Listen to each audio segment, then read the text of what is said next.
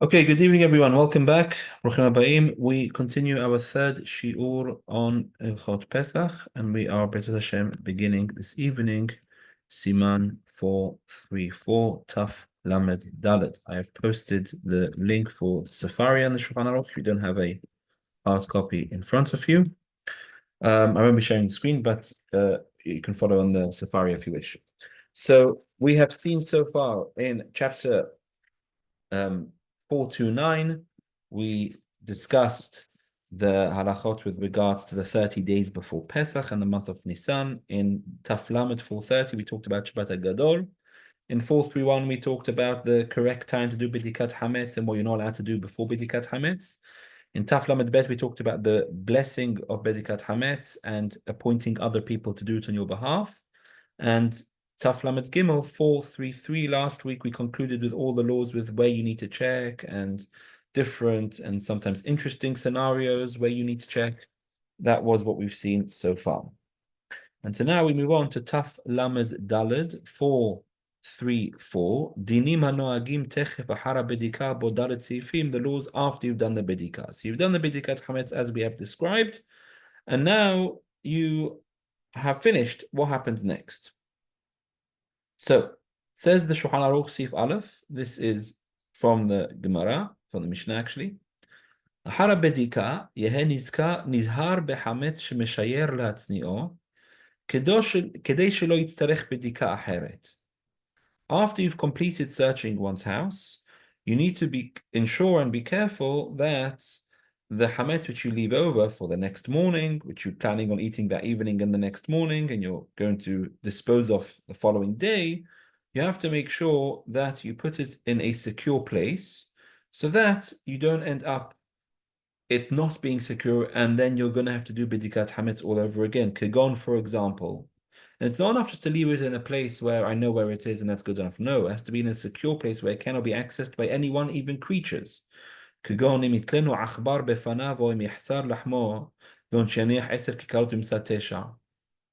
a mouse takes it,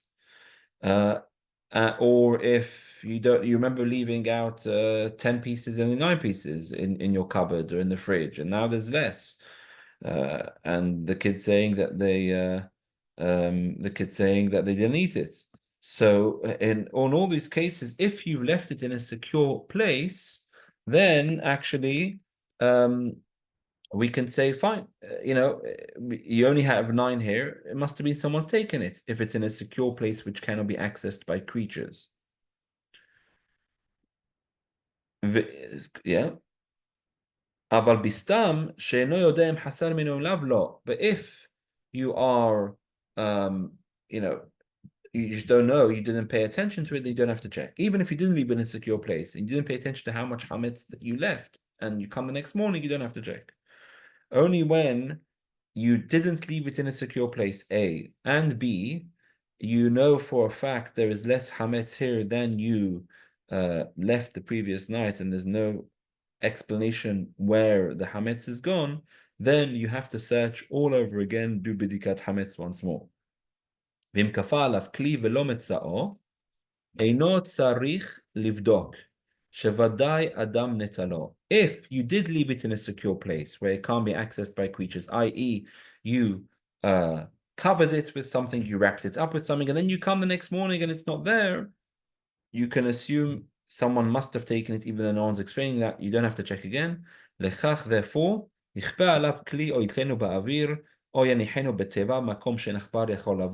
therefore, you must try to ensure that you leave the hametz in a place where it cannot be accessed. Either you wrap it up, you cover it, or you hang it up somewhere, or you put it safe in the cupboard where it cannot be accessed. Now, we know London, I don't know about other cities where people are listening from, but London is infested with vermin. It's these halachot are more common than you think. And so it's important, once you finish doing Bedikat Chametz, you don't just leave it lying around in a bag. Sometimes it happens, I've got I searched, I found my 10 pieces, I've got a bit of bread for tomorrow morning, and I leave it in the bag, outside or in the kitchen on the side, and that's it. You shouldn't do that. in the first instance. One should make sure it's in a place which cannot be easily accessed. But if you did do that and you come the next morning, you look, wow, there's much less here than I left the previous night, then actually you have to do Bedikat Chametz all over again, even during the day of Pesach. Imagine that. Having to do Bedikah again on Erev Pesach because someone has gone missing. Now, why don't we say, yeah, even if a creature did take it, so what? The creature probably ate it. When the creatures take it, they're probably planning on eating it, the mouse or the rat. The reason is because we have a vadai, it's a safek, whether the mouse is going to eat it or not. Ve'en safek motzi midei vadai. Since there's a vadai chametz, there's a definite piece of chametz which has gone missing. And you have a doubt whether the mouse is eaten or not, maybe it's just moved it around to another part in the house. So then, because it's a safek and a vadai, therefore it would be still necessary to do Bedikat Chametz again. This is another reason, by the way, I mentioned this last week, but another reason why you should, if you're leaving out 10 pieces for Bedikat Chametz, you should leave out pieces less than a kazait. Because even if I found all 10 pieces, and I left the 10 pieces in a bag lying around, and I come the next morning and only found 9 pieces here, and no one can explain what happened to the 10th piece. If it's less than a kazait, these halachot won't be applicable. Because what's been taken, something less than a kazait, so that's fine. This is talking about whether there are pieces which are a kazait, so then there's an issue that someone's taken it, the rat's taken it and moved it around the house. And so then you have to do Bedikat Chametz all over again.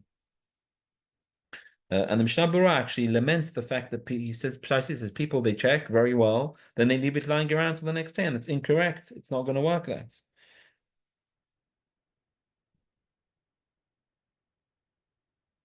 If you do Bidikat Chametz and you don't secure the remaining Chametz afterwards, then that's not the correct practice. And if you did do that and something went missing, then actually you would have to do it all over again. Okay. So the main point of this seif is that we must make sure that we leave the Chametz in a secure place afterwards. And if we didn't, then a new obligation is incumbent upon a person to do it. Seif bet. Ahar ha-bedikah. In the night, once you have finished doing Bedikat Chametz, miyad balayla yevatlenu. Straight away, you should do Bitul, nullification. V'omar, you should say, Kal hamira di'ita birshuti, any Chametz, any unleavened or yeast.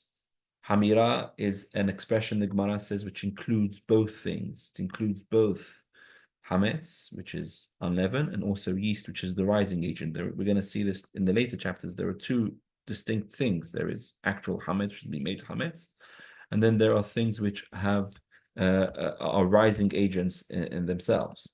So you have to have both in mind. So the expression Hamira includes both. So you say any Hamira, Kal Hamira di'ita birshti, which is in my possession, the lahazeh, which I have not seen, udlo bi'artein, I haven't removed, I didn't find it. Libater v'lheveh, let this be annulled, nullified, and be like the dust of the earth. So remember we learned last week or a couple of weeks ago that from the Torah you only need to do one. From the Torah, either you just do bitul, you just nullify in your heart, or you can also do bedikah, and since you've searched and you haven't found anything, you don't have to do bitul anymore, because we assume you've searched correctly and you found everything there is, and you've got rid of what you found, which you don't want anymore, and you're not going to eat. And so that's okay, you don't have to do bitul. Nonetheless, the Hachamim still wanted you to do bitul as well. So therefore, it's a double, it's a double thing here. We're doing both the bedikah and the bitul. Really, bitul, just nullifying would suffice. Hachamim instituted bedikah, but they said even though we've done bedikah, and that really in itself is enough, nonetheless, you should still do the bitul the night after. And you say, anything which is any yeast or leaven which is in my possession, which I haven't seen and I haven't collected, that should be like the dust of the earth. Now, in the morning, we don't say that. In the morning, we say a different expression. In the morning, we say, any chametz, which is in my possession, which I saw and I didn't see, which I collected and I didn't collect. We don't say that at night. That doesn't make sense. Because at night, you're keeping some chametz over. You're going to be eating in the night, you're going to be eating in the morning, you're going to be disposing of it in the morning. And so therefore, we don't say the haziteh or de la haziteh, the bi'arteh or de la bi'arteh at night. At night, you just say the la hazideh, which I haven't seen and I haven't got rid of, because it's only going on the things which any chametz around the house which I've searched for, but I haven't been able to find it. That is what I want to nullify. But the chametz which I've seen and I've collected, that I don't want to nullify it. Why? Actually, poskim might that would be wrong to say that. You know why? Because the mitzvah there is a mitzvah from the Torah, tashbitu seor mibatechem. When we do bitul chametz, any time before Pesach 30 days, we fulfill a positive commandment in Parashat Bo to nullify leaven from our house. Now, in order to fulfill this mitzvah, the chametz has to belong to you. You can't do the mitzvah of tashbitu seor mibatechem, expel all leaven from your house, if it doesn't belong to you anymore, even if it's in your house. And therefore, it would actually be wrong to say that sometimes it happens, people don't realize they say the expression of the morning, they just look at the morning and say the same expression. That's wrong to do, because if you say at night the expression of the morning, then you've basically nullified all of your chametz, and therefore when you come to dispose of it the next morning, it doesn't belong to you, and therefore you're not fulfilling the mitzvah of disposal of chametz. So therefore one should be precise in the evening that one only says chametz which I haven't seen. Because if it's chametz which you have seen and put aside, you should actually keep ownership of that until the next morning, so that when you do bitul, you're doing bitul on chametz which belongs to you.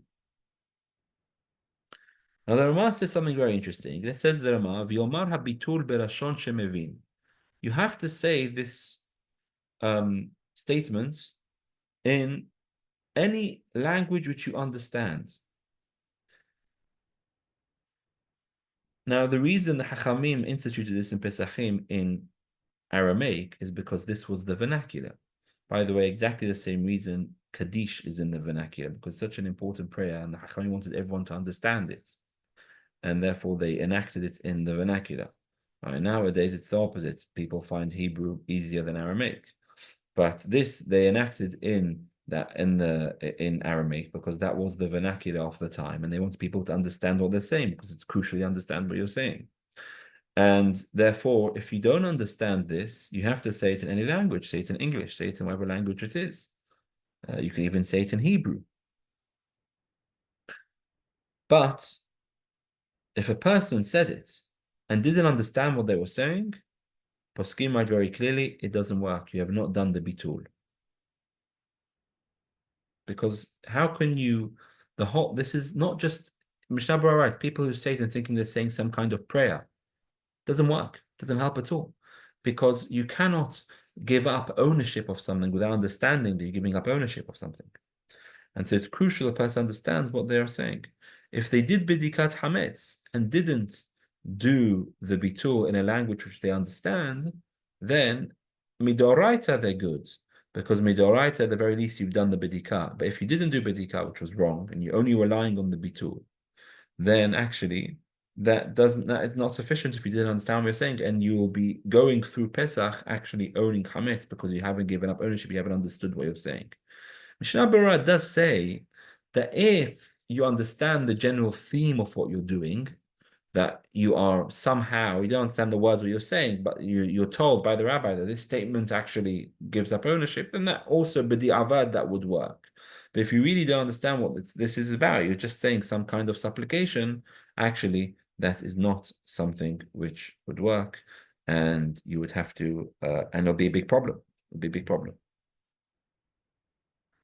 That's point number one. And point number two, the Rama says, if you did say it in Aramaic, that's wrong, Lashon HaKodesh. He means Aramaic. If you did say it in Aramaic, Kal Hamira kolel hametzu seor. The word Hamira is inclusive of both leaven and yeast. If you're using other languages, Even Hebrew, the Mishnah Berurah writes, you have to say Chametz v'seor, leaven and yeast. When we translate it into English, we're always particular. So what we do is we say it in Aramaic, as the Hachamim instituted, then we say it again once in English. So when you say it the one time in English, you have to say any leaven or yeast which is in my possession, which I have not seen this evening, shall be nullified like the dust of the earth. Because the word hamira is unique in Aramaic, the Hachamim tell us that it contains both connotations of both leaven and of yeast. Other languages, one has to specify and make sure that they have both in mind. Yes, Robert.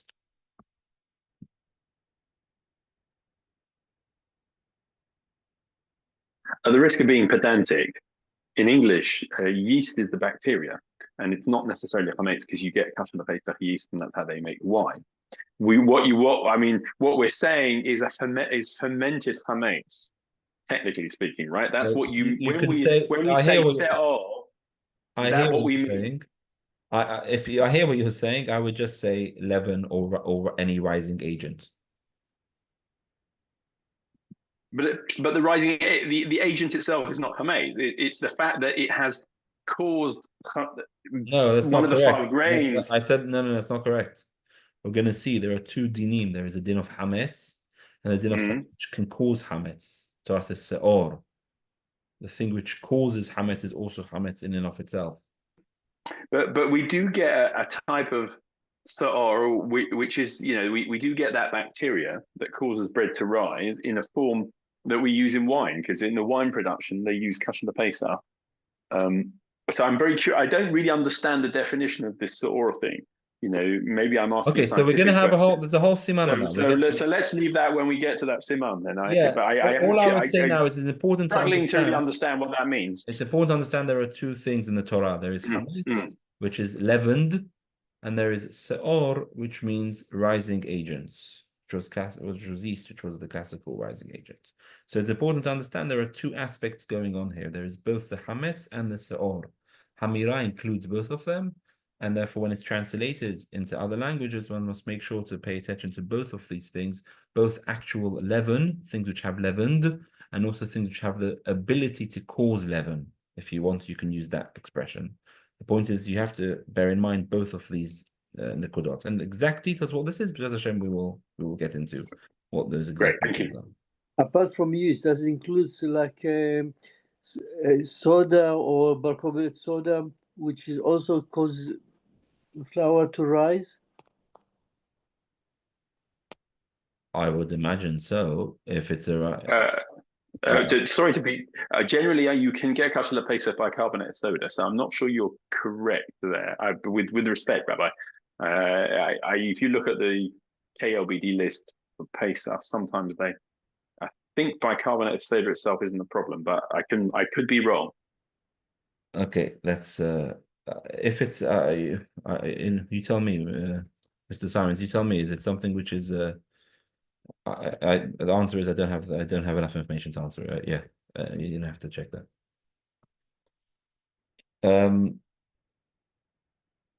Okay. So then the Shulchan Aruch continues.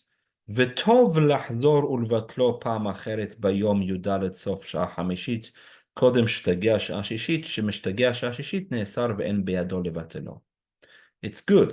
So it's important to recognize the din of the Gemara is that you only have to do Bitul at night time after the Bedikah. From the din of the Gemara, from the Hachamim, again, from the Torah, it suffices to do Bitul or Bedikah. Hachamim instituted that you have to do both. But they instituted that you only have to do both at the night. Meikar Hadin, once you've done the Bedikah night, you've done the Bitul at night, and you've left the rest of your Chametz in a secure place, and by the next morning, you either eat it or you've disposed of it, you don't need to do anything else. Because what's there to worry about? You've done the Bitul the night before, you've done the Bedikah the night before, any Chametz which is left over, you've either eaten or disposed of, nothing to worry about. Nonetheless, some of the Rishonim said, do it again, just in case you bought new stuff, and you didn't dispose of it, just in case anything's happened in those few hours, It's a good thing to do it again the following morning. But the main time a person needs to do is at night, and the Hachamim instituted it at night because why didn't they institute it in the morning? Because they were concerned that person would forget. And they said, do it together with the Bedikah, do the Bedikah at night, do the Bitul at night, even though it would make more sense to do the Bitul in the morning, really. Because then, anything which in between, that would work for that. Nonetheless, Hachamim wanted to do it together with the Bedikah. Straight after the Bedikah, you do the Biur, you do the Bitul, so that you don't forget and you do it together. So it's a good thing, and that's the practice which we do. The next morning, we do the Bitul once again. And of course, you have to do the Bitul at a time when it still belongs to you.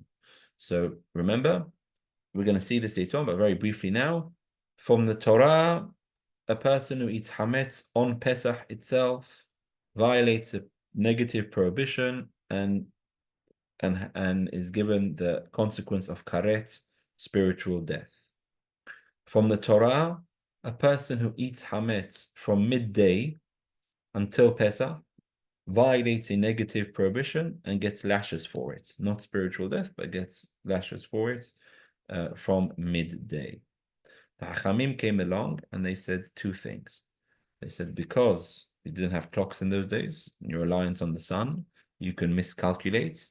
When it comes to eating, which the potential is far more severe than owning, when it comes to eating, you have to stop eating 2 hours before midday, 2 halachic hours before midday. And obviously midday is halachic midday. And also you have to stop owning an hour before midday. So this is why there is the time for the end of eating of Chametz, and there is the time for the end of owning Chametz, because the Hachamim are more concerned about the eating. And so the time for the owning Chametz is an hour before midday, and the time for eating Chametz is 2 hours before midday. Once the hour before midday has arrived, then actually it no longer belongs to the Hachamim or Mafkia. They take away your ownership of it. And therefore you can't do Bitul anymore, really. So therefore Bitul has to be done when it still belongs to you, which is up to and until an hour before midday. So that's when you have to do the Bitul by then. And again, it's important to recognize if you are going to dispose of the Chametz, you dispose of the Chametz and only then do the Bitul. You may be concerned, I want to do the Bitul early in the morning just in case I forget. I want to do it in the morning. No, that's wrong, because the whole purpose is you dispose of the Chametz whilst it belongs to you and not vice versa. Let's just finish off and we'll come to the questions. Okay. Ve'en levatel, continues this Shulchan Aruch. Ve'en levatel bayom ela la'achar she'saraf hametz. Yeah, he's exactly this point. Ve'en levatel bayom ela la'achar she'saraf hametz kedei mitzvot sarafat hametz b'shalom. You should only do the bitul after you've disposed of it. The Rama talks about burning, because Ashkenazim generally burn. After you've burnt or you dispose of the hametz, only then should you bitul, in order that you are disposing of hametz which belongs to you.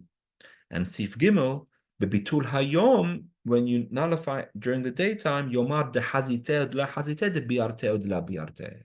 So there is an expression. I don't know if you've paid attention to this, but at nighttime it's a different sentence to the sentence at daytime. At nighttime the sentence is any hametz which I have not seen and I have not taken out. Because we're not talking about hametz which I have seen and I want and I'm keeping. During the day, when we say the extra one recommended by the Rishonim, that is when we add in the haziteh ud la haziteh, which the biarte ud la biarte, both whether I haven't seen it or I have seen it.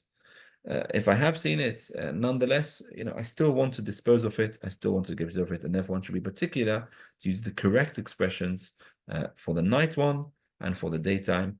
Although, as we have said, the ikar hadin is that you only need to do bitul at a night time, and any remaining chametz you eat or dispose of, whereas during the daytime the bitul is a recommendation by the Shulchan Aruch. It says tov, it's a good thing to do, and generally that's what we do nowadays.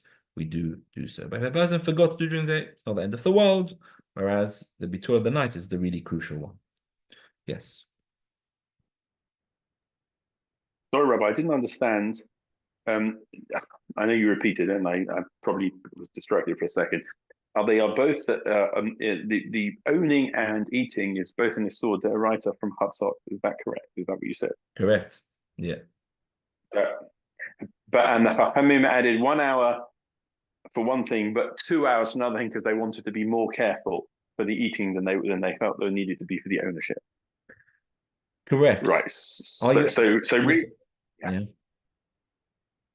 No, sorry, I'm just checking. So really, if God forbid, if by accident you ate and owned something up a half an hour before Chatzot, then you're only over a Durabanan at this point. Correct? 100% correct. Right. And I didn't understand the reason when you said sorry, go on.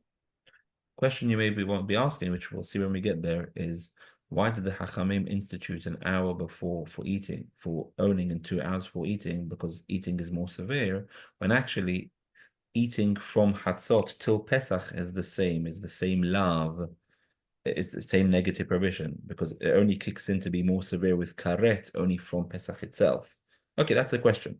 That's a discussion. So there's. I would say there's a good practical reason, because you got to finish eating and then you got to spend half an hour burning. So you want to stagger it. I mean, just practically speaking. No, that's not. That's not the reason given. Dinner. Anyway, let's not get into that now because it's the whole different. Okay, and my second question was, I didn't understand. You said if you don't do the Bitul from Chatzot onwards, then for some reason you can't do it thereafter, and I didn't quite understand why that was. If No, you forgot to do the Bitul, you can do the Bitul. Of course, you should do it, but the problem is that you've already been over.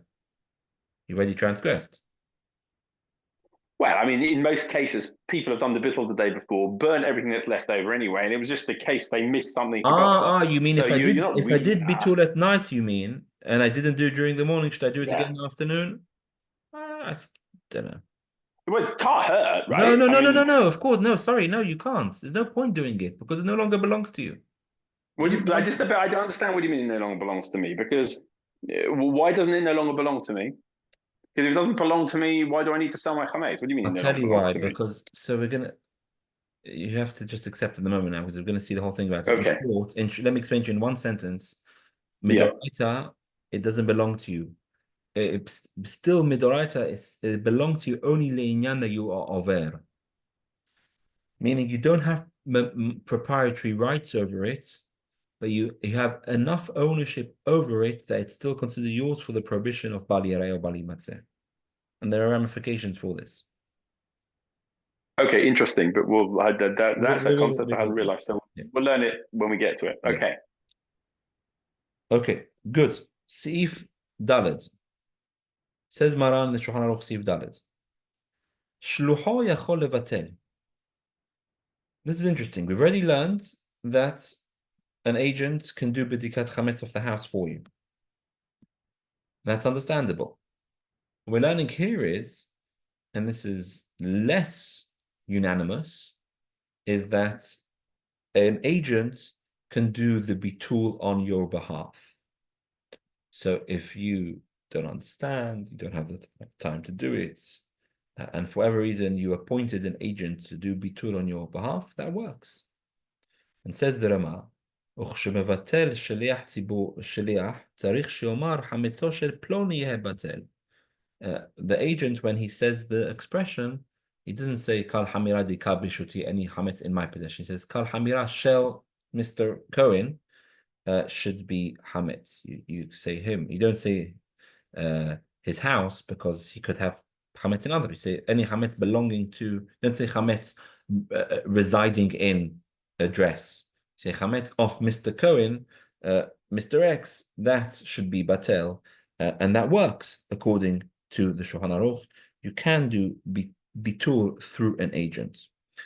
If you appointed someone to do Bedikat Chametz for you, does that automatically mean that he has the right to continue to do Bitul for you?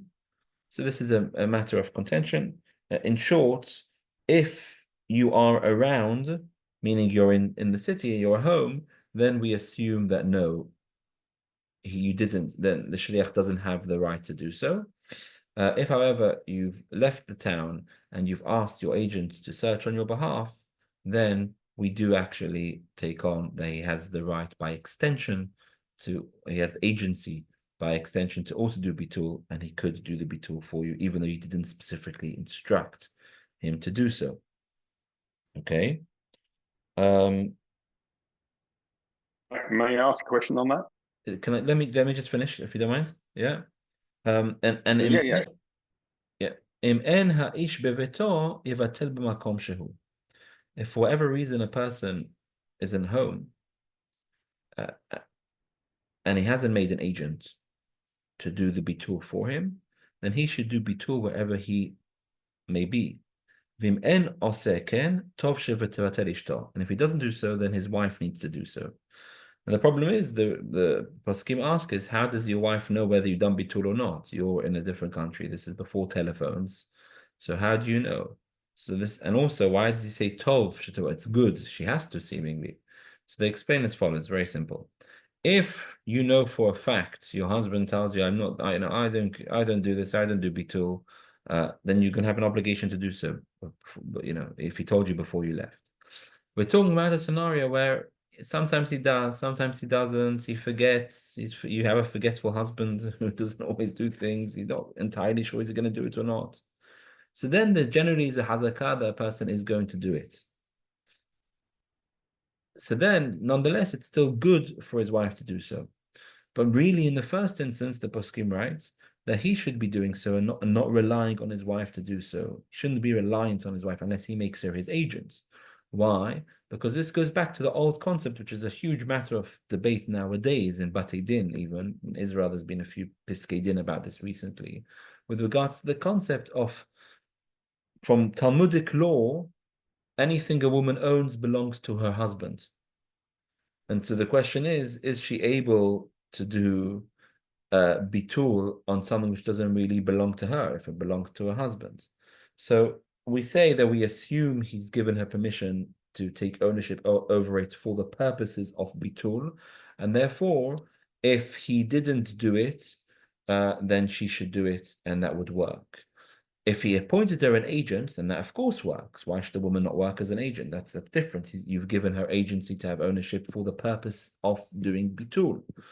But without agency, definitely better that the husband of the house does it. The man of the house does it, rather than, of course, the woman's living alone. She's unmarried or she's widowed, whatever it may be, and certainly she has to do it and she can do it. We're talking about a scenario where they're married and he has the ability to do so, then he should do so as opposed to his wife. If he's traveled and she's not sure whether he would have done it or not, then she should do bitul. So to summarize this seif, let's just summarize the whole Siman actually. The key points, the key practical points which come out from this chapter is, number one, after Bedikat Chametz, a person has to leave remaining Chametz in a secure place. If one didn't do so, secure place meaning secure from children and from vermin. If one didn't do so, and one finds that there is Chametz missing and there's no plausible explanation for the missing Chametz, one is now obligated once again to do a full Bedikat Chametz. That's number one. Number two, we saw, is that you're meant to do the bitul straight after on Bedikah, even though on a rabbinic level, Bedikah is sufficient. But Hachamim said to do the bitul as well. They said do it at night, so you won't forget to do it at day. And the bitul, you say, has to be understandable, and therefore use a language which you understand. And it's recommended, and it's good practice to do bitul again the next morning before an hour preceding Chatzot. And the expression we use at night and day is different. At night is anything which I haven't seen, and a day it's what I've seen and I haven't seen. Anything I'm getting rid of, whereas at night I intend to keep. And finally, we have seen that according to Shulchan Aruch, and this, if necessary, one can rely on this, is you can make an agent to do Bedikah. We've discussed that already, but you can even make an agent to do Bitul Hametz for you. That can be anyone, male or female. And if a spouse, a wife, is unaware of whether a husband will have done bitul, she's not with him to ask, then she should do the bitul herself. Of course, nowadays we have telephones and you can ask your husband, they call up, did you do bitul or not? And if not, and he says, no, I'm not able to, then she can do it. And he gives the permission, she does it. But really, in the first instance, he should be doing it and not relying on his wife to do so. So that brings us to the end of Siman Taf Lamed Daled. Are there any questions on anything we've learned in this chapter before we move on to the next chapter?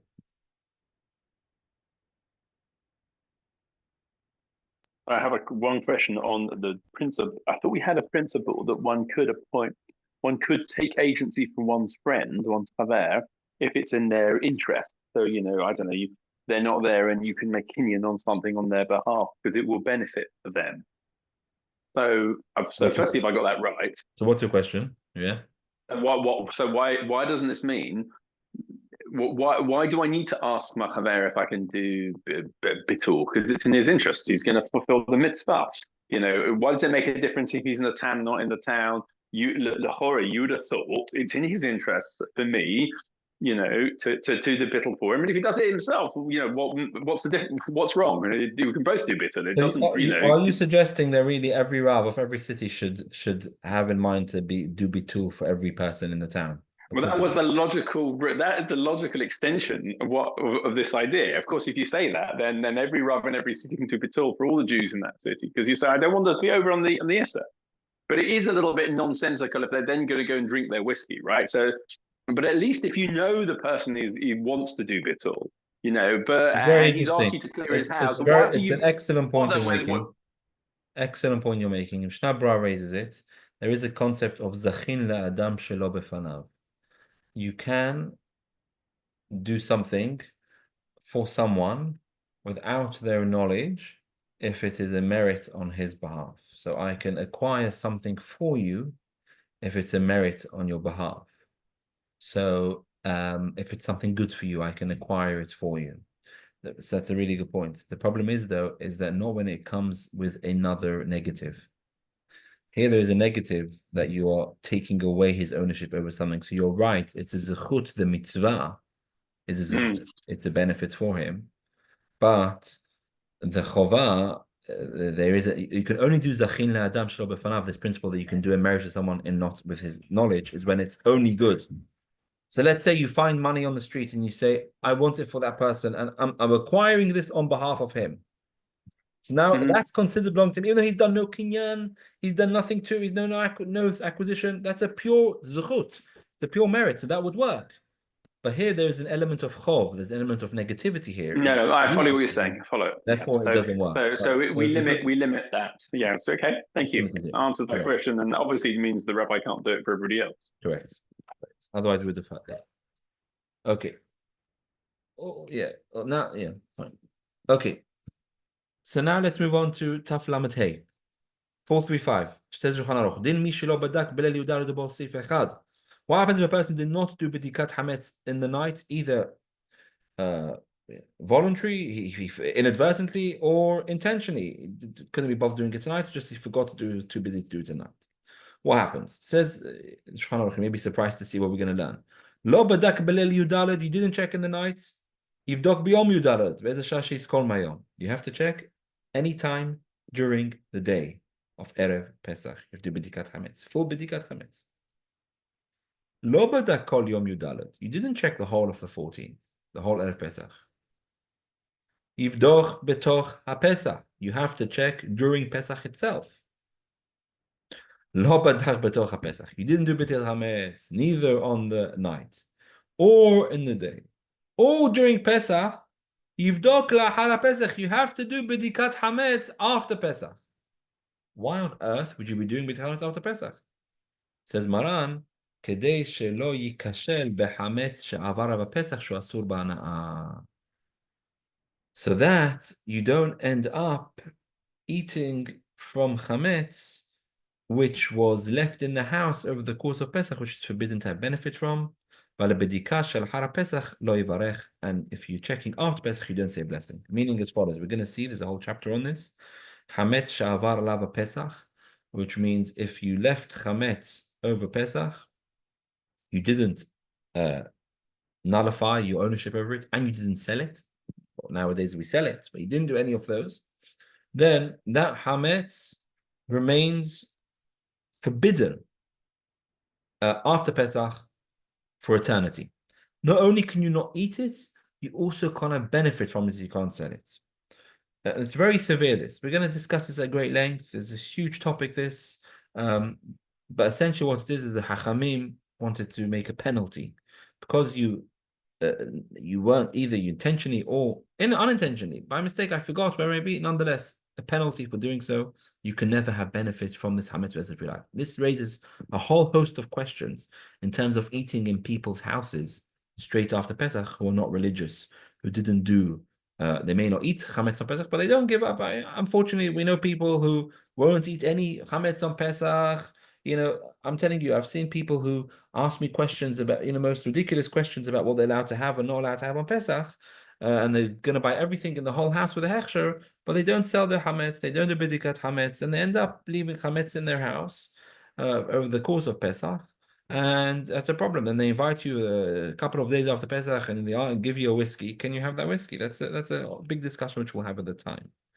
But the point is that Bedikat Chametz is an obligation which never goes away. If you missed it, it somehow continues. And it continues. Let's go through each of these points. So if you didn't check at nighttime, you have to check during the day. And checking during the day means checking, of course, if as soon as you remember you should do it, the poskim right, because if you didn't do it at night, then you may well end up forgetting. Shoot as soon as possible. You should certainly try to do it before the hour before midday. If you didn't do it then you're still obligated to do it during the day on Erev Pesach, which is interesting. You should know, because actually in the Gemara there's a debate about this between the Tanaim. Rabbi Yehuda said that once the time where you're not allowed to have Chametz anymore comes, don't do Bedikat Chametz anymore. Or on Pesach. Why? Because he was concerned that if you find it before the time, you'll eat it. That's great. If you're searching on Erev Pesach after the time you're not allowed to eat anymore, or on Pesach you're not allowed to eat, of course, then you're finding, oh wow, look at this, I never knew I had this here. This is a fantastic, really old whiskey, or fantastic, thing I've been looking for. And you may be tempted to eat it. So Rabbi Yehuda said, actually, you do not check. You're not allowed to check for Chametz after the time has arrived. Hachamim said, no, true, that's a concern, but since you're engaged, the whole purpose and the action you're doing is an action of trying to expel Chametz from your house, we're not concerned that whilst you're trying to expel, you're going to go and ingest it. And the halacha followed the Hachamim, and that's what Shulchan Aruch says, you check any hour from the day. The entire Erev Pesach, you continue to check. Now, does the bracha still apply all the way through this 100%, time? even on Pesach. That's the Kuli Alma. Even on Chol HaMoed, you make a Even bracha, on right? Chol HaMoed, even on the 8th day of Pesach. Yeah, 8th day of Pesach in the afternoon, you realize you didn't Bedikat Chametz, you do Bedikat Chametz. Then in the afternoon, you'd say Beracha on it. I know it sounds peculiar, but that's what you need to do. Now, if you didn't check during the day, you have to check during the Chag of Pesach. Now, what does during the Chag of Pesach mean? So Shulchan Aruch doesn't say. You would assume that this means even on the Chag itself. The problem is, though, if you find Chametz on Pesach, we're going to see this as well, you can't burn it. Then what you do is you just put something over it, and you cover it over until a time where you can really fully dispose of it properly. When it happens on Pesach, when you own Chametz on Pesach, you actually have to burn it. You have to completely get rid of it. You have to burn it. And you can't do that on Chag. And so therefore, some of the poskim disagreed and said you shouldn't check, because if you check, you're ending up other problems that you're going to have Chametz which you know about in the house, and you're going to have to cover it. Therefore, they said better not to check. The accepted opinion of Shabra rules is a kind of compromise. If you didn't do Bedikah, but you did Bitul, so therefore, Midrabanan, Midoraita, you're okay. So therefore, don't do Bedikat Chametz on Pesach, you do Bedikat Chametz during Chol HaMoed, and you say the Beracha then. If, however, you forgot to do Bedikah before Pesach, and you didn't do Bitul before Pesach, then you should check on Pesach.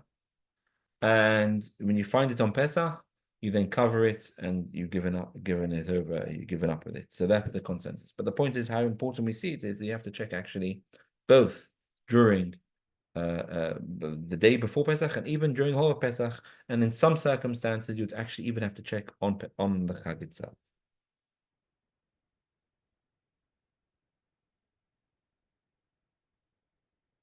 Now, if you didn't check before during Pesach, you have to check after Pesach. But here you don't say a beracha. The reason being is because here really it's a different kind of prohibition of having that chametz. That chametz, there's no isur to have chametz in your house after Pesach, even chametz which went through the whole of Pesach. Hachamim only forbade you to have benefit from it. Therefore, there's no beracha instituted on that. But nonetheless, you still have to distinguish between new chametz which comes into the house and chametz which was in the house over Pesach. And if you have to do bedikat chametz, go around the house. So that's a riddle you could ask someone. How is it possible that you can have an obligation to do bedikat chametz the night after Pesach? And the answer would be is if you didn't do any bedikat chametz in the night, the day, and the whole Chag of Pesach, you would be obligated from the din of the Gemara to actually write, search again. The only difference would be you wouldn't say a beracha. Okay, good. Any questions on Siman Taf Lamed Hey on 435? Good. Now we want to Taf Lamed Vav 436. The laws if you're leaving your house and traveling before Pesach. I'm going to do this chapter really quickly because it's not so relevant nowadays, and we'll see why. Let's just get the principle, and then we'll see anything relevant and practical from it. The truth is, the Siman is straight up. It's in the Gemara. So the Gemara says the Shulchan Aruch, if you are traveling, and you're not leaving anyone at home. So let's make something very clear straight away. Principle number one is, if I'm traveling any time before Pesach, whether within 30 days or even before 30 days, and I have people at home, I have my wife, I have my children who are adults or children who are at the age of chinuch at least, who can check. None of this further applies. So already we're limited here. We're talking about a single person who's leaving his house. And you haven't, that's number one. Number two is, you haven't appointed an agent who will check for you. Again, if you appoint an agent who will check for you, none of this is going to be relevant. That's what the Shulchan Aruch says.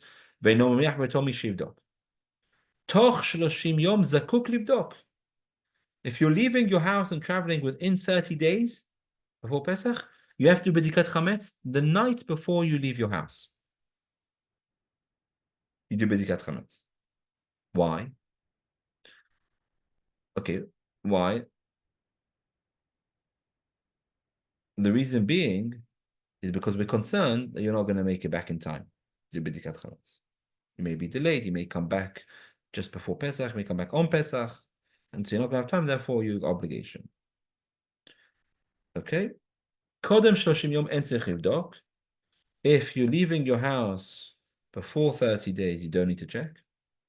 Ve'im dato lahzor kodem Pesach tzarich livdok v'achar ken yitzeh.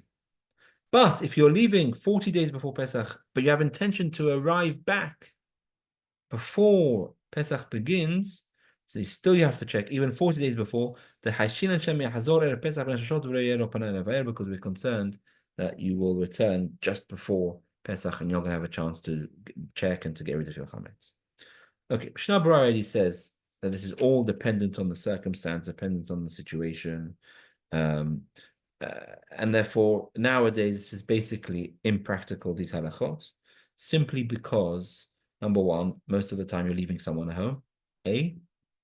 Even if you're a single person living at home, nonetheless, nowadays we have telephones, we have communications. And so if I realize that I'm coming back really late, just before, an hour before Pesach, I'm not going to have time, the flight got cancelled, or maybe I can make a phone call and appoint someone. And in fact, we're going to see in the next chapter that there was a practice that people would charge to do Bedikat Chametz. It was a common thing. You would, give over your obligation, get someone to do it for you. So you can call someone, even pay for it, and do Bedikat Chametz for you.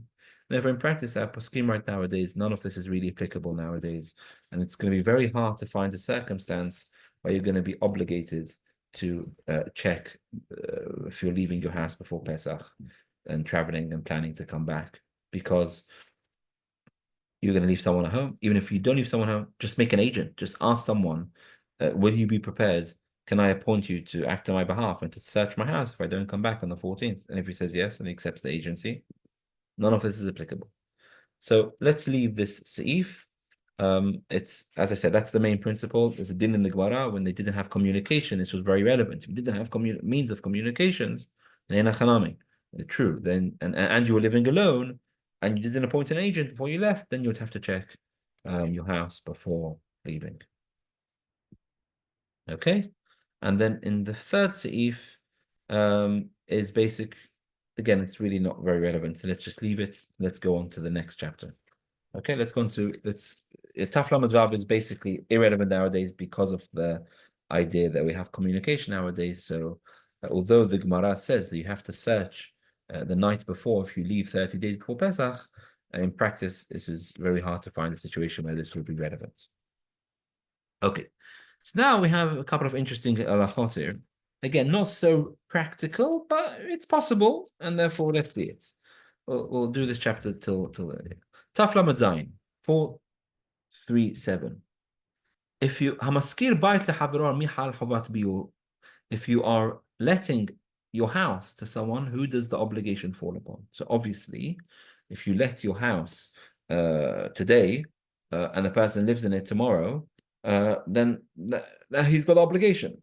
And if there's no one living there and I've lived there for a bit, I've got an obligation to check the house. But what happens if it's in between? It's happening on the 13th. You're doing a contract, a rental contract on the 13th of Nisan, and you're moving in. I don't know who's going to move into a house erev Pesach, which is why I'm saying it's not so practical. But there is an idea here that you may have to. Who does it fall upon? Says the Shulchan Aruch Sif Aleph. Hamaskir bait lechavero letzorich yudaled mimenu veilach. If you are letting your house to your friend to access on the 14th, in the night or in the day, and the person renting has done one of the forms of taking rental of a property, handing over money, a document, kinyan on the kinyan chalipin, whatever, any of the ways where you can take rental ownership of the property. Even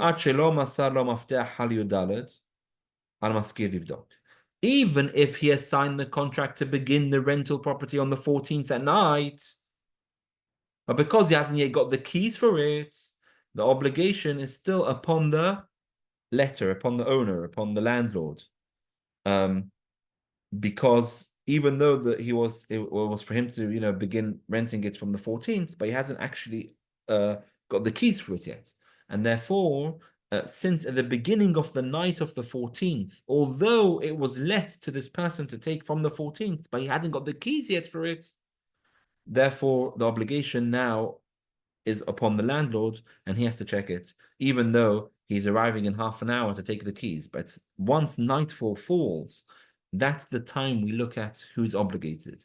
And if you don't have the keys for it, even though you've done the means of the contract and everything, but you don't have the keys for it, then the obligation falls upon the landlord. If you gave him the keys 5 minutes before midnight of the 14th and you've done a rental contract, then obviously it's upon the renter to search the house, even though he hasn't yet moved in, he doesn't yet come in till the next morning. I'm only actually moving my stuff over in the morning the next day. Nonetheless, because you have the keys from before the beginning of the 14th, so therefore it now falls upon you. What about if nowadays lots of houses don't have keys anymore? Yeah, you got electric, it's very you just look into there's no key, you just look into the screen and it opens for you. Many people have that nowadays. So then actually this was discussed, a house which doesn't have keys. So then you just go according to when the contract was signed for.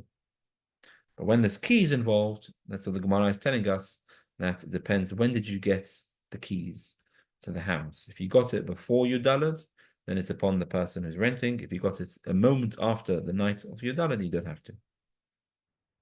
Next, bet. הסוחר בית מחברו בי"ד דיני בדוק. You rent a... Okay, so now we've established that. I now rent a property from someone.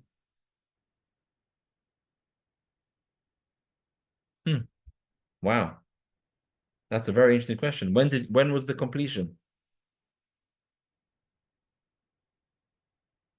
I need to check actually, but I mean, I think we handed over the keys on Erev Pesach about middle of the day. What? You know, and Literally they on Erev Pesach, and the middle of the day. literally on Erev Pesach in the middle of the day. I mean, the house is empty, right? Because we've taken everything of it. So doing Bedikah is only a 2-minute job. There's no furniture. There was nothing. You still have to You check know, there was in just the corners carpet. of yeah, okay, yeah, fine. Yeah, and you know, that's when the completion fell out, and you know, Okay. yeah. But then that means you would have had an obligation to search your house the night before. No, but I bought the other house. I didn't. It wasn't a one day. We bought the other house and we had the builders in already, so they were already refurbishing from 3 months before. But it's So still we bought a new house, got the builders in, lived in the old house, and we sold the old house on their Pesach. I understand, but you had an obligation the night before to search the old house, even though you're not going to be living there on Pesach. No, sorry, actually, it wasn't. It was Yud Gimel. So we sold on a half an hour. We sold it. Sorry, my mistake. It wasn't actually on Erev Pesach. It was on Erev Pesach. Okay. You're quite right. So we searched the new house, and he had to search the So he new had to purchaser. search the old house with no furniture, and he had to search it in the night. Correct. Very good. Yeah, that's right. But actually, yeah, because we were desperate to, you know, we thought, well, we'll get a brand new kitchen right in the house for Pesach. Yeah. Okay. Which we did. Interesting. Okay, so these halachot are sometimes applicable. Okay, good. Bet. Hasocher bait b'havron biyudalet ve'no yodei baduk. You rent a property on the day of the literally Erev Pesach on the day, and you don't know whether it's been checked or not. Now we've said already you don't have to check. Meaning, sorry. Let me explain. We've said we've allocated who's responsible to check or not. And we've said who's got the keys on the 14th at night. Okay. But if I know for a fact that it hasn't been checked, if I know for a fact that the landlord had the keys on the 14th at night, but I know the landlord is not a religious person, and I know he's not going to check, then the obligation falls upon me. You can't live in the house without checking it. The obligation falls upon him. He doesn't do the obligations, then it has to fall upon you. Okay, so that's clear. Now, if I am renting a property from someone on the 14th, so can I assume that the night before he checked it? Do I have to ask him? You ask. If the person is, you can communicate with him and ask him, did you check it? You check it. Even though there's a hazakah, there's a presumption the person has done Bedikat Chametz. But we don't rely on the hazakah, on a presumption where you can be mevarer, where you can find out. And it's a simple question. Find out, did you do it or not? If he's not able to communicate and to find out and to ask him, we can assume that it's been checked and just have to do bitul. So basically, when you're renting, now remember, this is only when you're renting, because when you're renting, you're taking ownership of what's inside it. If you move into someone's house on the 14th, and they have given you access to the house, do you need to search the house? So if they've given it to you and they've said, look, we're not, we're giving to you, we're giving up our, Chametz, we're giving up our ownership over it over the course of Pesach, and you're taking ownership over it, everything in the house, it's going to be quite a rare scenario. Then you would have to check in a chanami, you would have to check yourself. But in a case where they've allowed you access into the house, then one can assume that they've done the Bedikat Chametz on it the night before, or they've sorted this out, the sale of Chametz, etc. So that would be worthwhile to ask to find if it's, can you tell me whether it's been checked or not, or the Chametz has been sold, etc. Do I need to do a full search in the cupboards, etc.? Can I just have a look around the house? Okay, final 2 points. I'll just read these points outside. In Sif Gimel, we're told if you let a house to someone and you tell him that it's been searched, you let house someone on the 14th and you tell him, I've searched it the night before, and then you walk in and you find Chametz.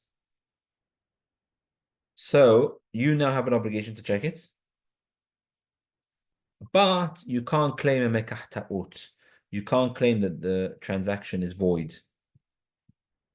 Right? There was a tzad to say, there's an argument to say that you can claim that the transaction is void because you told I only rented the house having in mind that I'm going to be able to move in without having to search it. But since it's only that you now got a mitzvah to do, it's not that I've caused you any financial loss. I've called you a mitzvah to do now. So therefore, now we don't say that's a mekah ta'ut, and therefore you have to, you can void the transaction, but you do have to actually check the house again. And finally, you can rely on a woman or a child who has reached the age of chinuch to be able to do the Bedikat Chametz, things we've learned already. So that brings us to the end of Siman Taf Lamed Chet, end of Taf Lamed Zayin. So what we've seen tonight are 4 seifim. We saw in 434 about what you need to do after you do Bedikat Chametz, the Bitul and all associated with that. In 435 we talked about what happens if a person didn't do Bedikat Chametz before Pesach. 436 talked about the halacha that you need to check your house if you leave 30 days before, but it's very impractical nowadays. And finally, what we've seen in this chapter is if you're letting a house or renting a house before Pesach, it all depends upon what happens in the night of the 14th, and various other points with regards to that. Next time, we will discuss a couple more points about Bedikat Chametz. It won't take long, and then we move on to what happens when non-Jewish people have asked you to look after Chametz for them, and then get more technical things and important ones. What's considered Chametz? That's going to be the big chapter. What's considered Chametz and what happens in mixtures of Chametz, which is very practical halachot. Okay, that brings us to the end of tonight. Next week, as usual,